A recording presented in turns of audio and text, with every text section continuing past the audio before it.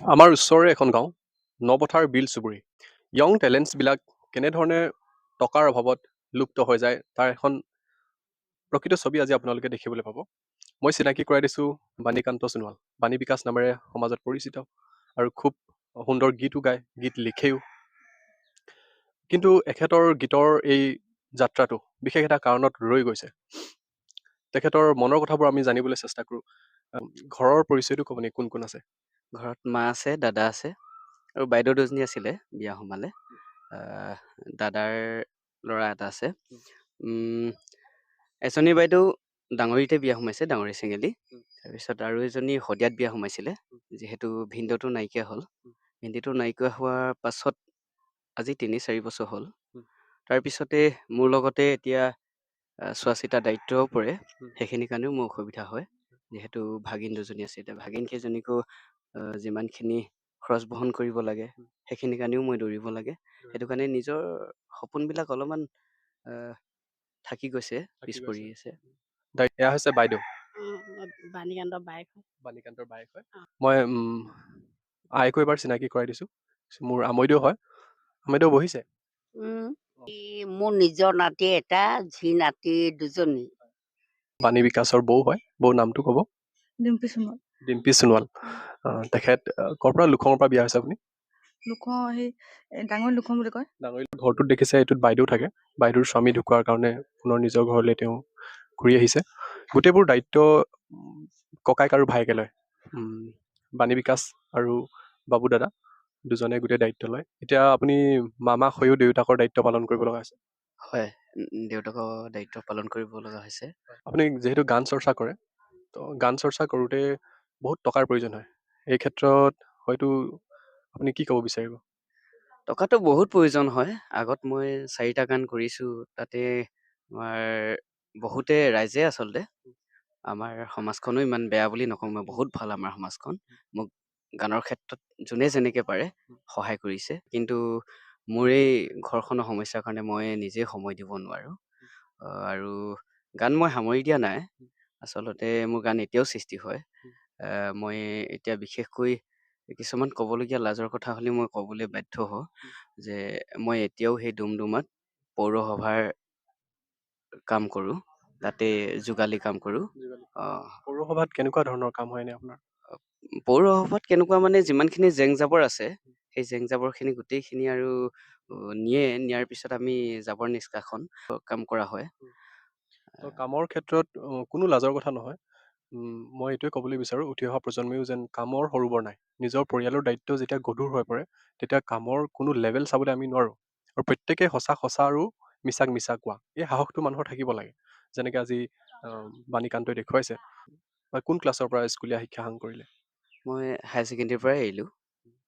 কিয় কাৰণে এৰিলে স্কুল? নাই, মোৰ পঢ়াটো ইমান ভাল নাছিলে আচলতে, আৰু আৰ্থিক দিশতো অসুবিধা হয়। বহুত বেছি কষ্ট কৰে। ককায়েকেও কেতিয়াবা জংঘলৰ পৰা খৰি আনে, খৰি চাইকেল হিচাপে বিক্ৰী কৰে।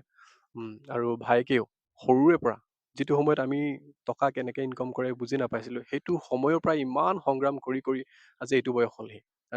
কেনেকুৱা ধৰণৰ কাম আপুনি নিজৰ মুখৰ পৰা শুনক, তেখেতে কিমান সংগ্ৰামী মানুহ, কৈ দিবচোন অলপ। মইতো বহুত কিবা কিবি কৰিছোঁ আচলতে, চব কথা ক'ব নোৱাৰি। খৰি চৰি কাটি বিক্ৰী কৰিছোঁ এটা সময়ত, ঔটেঙা পৰ্যন্ত বিক্ৰী কৰিছোঁগৈ। ঘৰৰ পৰা মানে 14 কিলোমিটাৰ 15 কিলোমিটাৰ বাইচাইকেল ঠেলি গৈ সেইবোৰ ঔটেঙা চটেঙা বিক্ৰী কৰিছোঁ, কচু ঢেকীয়া। এই বছৰ মই গান কৰিব পৰা নাই, হয়তো আকৌ অহা আগন্তুক দিনত মই নিশ্চয় কৰিব পাৰিম। তেখেতৰ কাৰো প্ৰতি ক্ষোভো নাই একচুৱেলি। এতিয়া যিহেতু ভাগিন দুজন আছে, আপোনাৰ ভিনদেউ ঢুকাইছে ধৰক, ভাগিন দুজনৰ ক্ষেত্ৰত কিবা এটা আপিল কৰিব বিচাৰিব নেকি? আপিল মানে সিহঁতক মানে কি হয়, সময়ত প্ৰতিটো বস্তু আমি দিব নোৱাৰোঁ।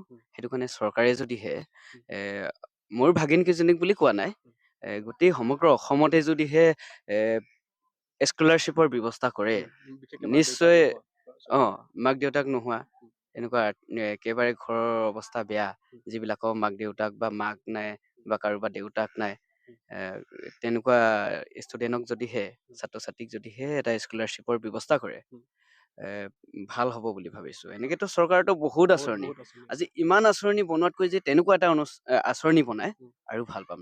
মোৰ লগৰ বাণীকান্তই নিজৰ কষ্টৰে উপাৰ্জন কৰা এখন বিশেষ সম্পত্তি। এখন আটাইৰে বাবে এখন সৰু বাহন হ'ব পাৰে, কিন্তু তেখেতে জানে এইখনক কিমান মৰমত ৰাখে। আৰু গান চৰ্চা কৰাৰ ক্ষেত্ৰত কাৰোবাক বিশেষকৈ ধন্যবাদ দিব নেকি? বিশেষ ধন্যবাদ মানে বিশেষকৈ মোক এই গান যেতিয়া মই কৰিছিলোঁ, গান বাণীবদ্ধ কৰোঁতে উম। এ, ক'ব লাগিব আমাৰ এই অঞ্চলৰে উত্তম সোণোৱাল উম। আৰু বিপুল সোণোৱাল, উম। বসন্ত সোণোৱাল উম। আৰু বহুত আছে। উম। প্ৰত্যেকৰে গাঁৱৰ ৰাইজটো আছেই, উম। আৰু প্ৰত্যেকৰে নাম ল'লে হয়তো মোৰ দীঘলীয়া দীঘলীয়া হ'ব।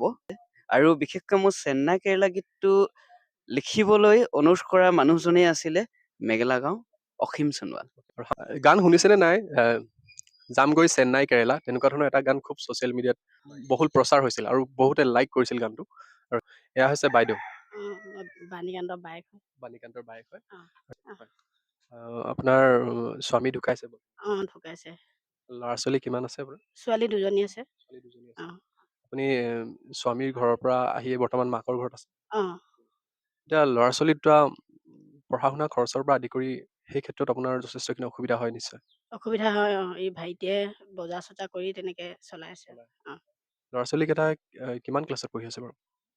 সৰুজনী ক্লাছ 3ত পঢ়ি আছে, ডাঙৰজনী 6ত পঢ়িছে। এইটো তালাপৰ কস্তুৰবা তাত হয়, থৈ দিয়া হৈছে। উম। কি ক'ম আৰু। হয়।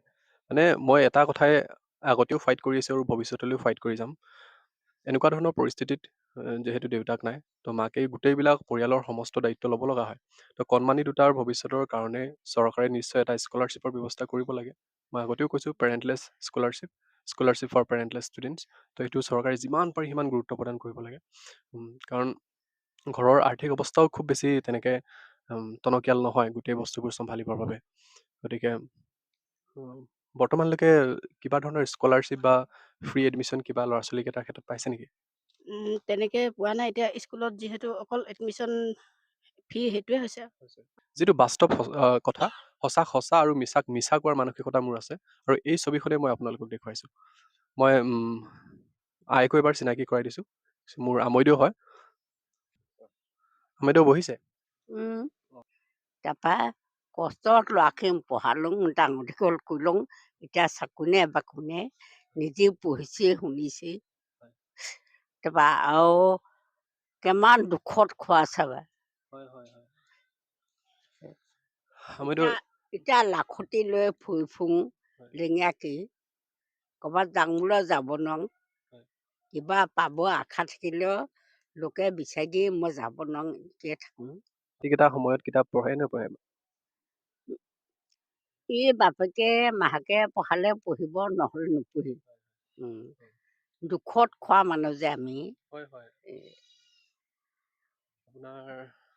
আপুনি ধৰক আমাৰ চৰকাৰখনক কিবা ক'ব, কিবা লাগে বুলি ক'ব আপুনি? সেইকাৰণে চৰকাৰ বস্তু লাগিয়ে ধেৰিয়া, চব নিজৰে এইখিনি। পোৱালিৰ পৰা ডাঙৰ দীঘল কৰি খোৱালওঁ, এতিয়ানো মই বুঢ়ী হ'লং ক'ত পাওঁনো। তাৰপৰা এইটো ইয়াতে মানুহটো নাই। এইটো গম পালোঁ মই চৰকাৰলৈ অনুৰোধ কৰিছোঁ। পৰিয়ালটো যথেষ্টখিনি সমস্যাৰ মাজতেই আছে। চৰকাৰে এবাৰ চকু মেলি চাব। চৰকাৰে একো কৰা নাই বুলি মই কোৱা নাই, যথেষ্টখিনি কৰিছে আৰু যথেষ্টখিনি কৰিবলৈ বাকীও আছে। গতিকে এই ছবিখন আমি দেখুৱাই দিছোঁ, যিহেতু আপুনি আমৈদেউৰ মুখৰ পৰাই গোটেই কথাবোৰ শুনিলে। চৰকাৰৰ কিবা অৰুণোদয় আঁচনি কিবা কিবিবোৰ পায় নাই? অৰুণোদয় নেপাং, অকল বুঢ়ী পেঞ্চন। চৰকাৰী ঘৰ নাই। চৰকাৰী ঘৰ পালে? চৰকাৰ ঘৰ নাই, নিজে বনোৱা ঘৰ এইটো। নিজে কষ্ট কৰি পইচা ভাঙি বনালে আৰু ঘৰটো। গা বিষ, ভৰি বিষ, খোজ কাঢ়িব নোৱাৰোঁ। এই লাখুটি নহ'লে ক'তো নেজাগে। কিবা পাৰিলে অলপমান উন্নতি দিবি আৰু। ভিডিঅ'টো মই প্ৰচাৰ কৰিম, ভিডিঅ'টো দিম, কিন্তু বিশেষকৈ মই চৰকাৰী মানুহ বা দলৰ মানুহ নহয় যে এতিয়া আপোনাক ডাইৰেক্টলি কৈ যাব নোৱাৰোঁ যে মই কিবা এটা কৰি দিব পাৰিম বুলি। মই কিন্তু প্ৰাৰ্থনা কৰিব পাৰোঁ, আপুনি যেনেকৈ প্ৰাৰ্থনা কৰিছে ময়ো প্ৰাৰ্থনা কৰিছোঁ আপোনাৰ কিবা ভাল হওক। মইতো দিব নোৱাৰোঁ, বুঢ়ী হৈ গ'ল। আমৈদেউৰ মনৰ কথা বহুত আছে, মই সুধিও শেষ নহ'ব, কিন্তু আৰু মোৰ আমনি কৰিবলৈ মন যোৱা নাই। গতিকে কিবা নহয় কিবা পদক্ষেপ চৰকাৰে লওক, আৰু তেওঁলোকৰ শিক্ষা যাতে আধা বাটতে সাং কৰিব লগা নহয়, গতিকে তেওঁলোকক কিবা নহয় ছাপোৰ্ট কৰিব বুলি মই আশা ৰাখিছোঁ। আমি সেই সহায়বোৰলৈ অতি আশাৰে বাট চাই থাকিম।